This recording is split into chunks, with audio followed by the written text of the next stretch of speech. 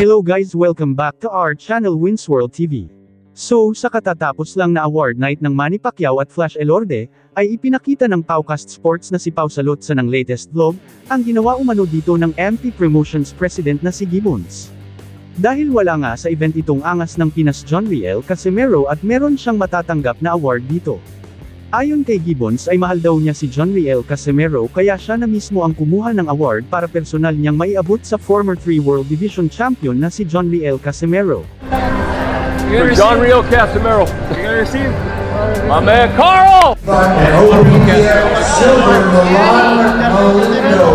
One and only. John Riel Casimero, Yeah. could have been here to support you. Yeah. Power. Congratulations. Once again. Alex Bacare. So, si Sir Sean Gibbons ang mag-receive. Paano kaya bibigay? Paano kaya? Thank you. Ayan na si Michael Daz. Congrats, sir! So John Riel, we wish you could have been here. We miss you, we love you, and this award's for you. Are you gonna send that to Ormoc? Absolutely. Yeah. Absolutely. Congrats, sir. Congrats. Thank you. Dagdag pa sa ating mga balita. Ayon sa latest interview kay Manny Pacquiao tungkol sa kanyang pagbabalik sa ibabaw ng boxing ring, ayon sa 8th Division World Champion at tinaguriang pambansang kamao ng Pilipinas na si Manny Pacquiao ay diretsyo niyang sinagot na under negosasyon at wala pang final na resulta. Pero naghahanda na siya umano dito at patuloy sa pagsasanay para sa nalalapit niyang exhibition fight kontra sa kickboxing champion na si Buakaw Banchamek. Pero ayon mismo sa pambansang kamao Manny Pacquiao ay mag-focus siya umano sa isang laban bilang isang professional fight. Super excited siya umano dito para masubukan muli ang kanyang kakayanan sa ibabaw ng boxing ring. Dagdag pa sa ating mga balita. Anak ng dalawang boxing legend na si Manny Pacquiao at Ricky Hatton ay magtutuo sa ibabaw ng boxing ring. Ito ay sina Campbell anak ni Ricky Hatton at Eman Bacosa anak ng pambansang kamao Manny Pacquiao. Galit nga dito si Campbell at sabik na sabik ng labanan ng anak ni Manny Pacquiao na si Eman Bacosa, para maipakita kay Manny Pacquiao kung paano niya durugan sa ibabaw ng luna ang kanyang anak, tulad ng ginawa ni Manny Pacquiao sa kanyang ama na si Ricky Hatton.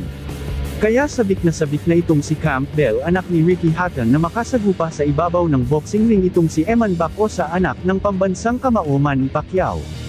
Alam ni Campbell na magiging malaking laban ito, dahil parihas na kilala at legend sa boxing ang kanilang mga ama.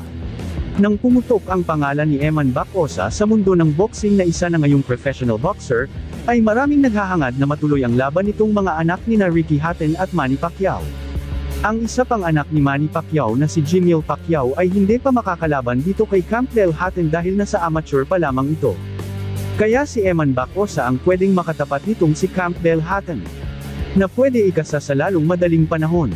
Sa mga hindi pa nakakaalam ay nasa super lightweight division na itong anak ni Ricky Hatton na si Campbell Hatton, samantala itong si Eman Bacosa anak ni Manny Pacquiao ay nasa lightweight division. Kaya napakadaling gawin ang kanilang laban. Pero hindi naman dapat madaliin itong anak ni Manny Pacquiao na si Eman Bacosa, dahil kailangan pa niya ng masusing gabay at hard training para maging malakas tulad ng kanyang ama na si Manny Pacquiao. Nakakatatlo pa lang na laban itong si Eman Bacosa sa professional boxing. Samantala si Campbell ay may 14 wins 5 knockouts at walang talo. Kaya kung madaliin nilang ikasa ang laban Bacosa at Hatton ay malamang sa malamang ay kawawa ito sa anak ni Ricky Hatton na si Campbell Hatton. Ngunit meron din namang lamang si Bacosa pagdating sa haba ng kamay at taas nito, dahil si Bacosa ay may taas na 5'10" at si Campbell naman ay may taas lang na 5'6". Ano sa tingin nyo guys, kakayanin kaya ni Eman Bacosa anak ni Manny Pacquiao itong si Campbell Hatton, anak ni Ricky Hatton? Just comment down below. Thank you for watching. Salamat sa inyong panunood. This is Winsworld TV saying peace, love and good vibes lang tayo lagi, okay? Alright.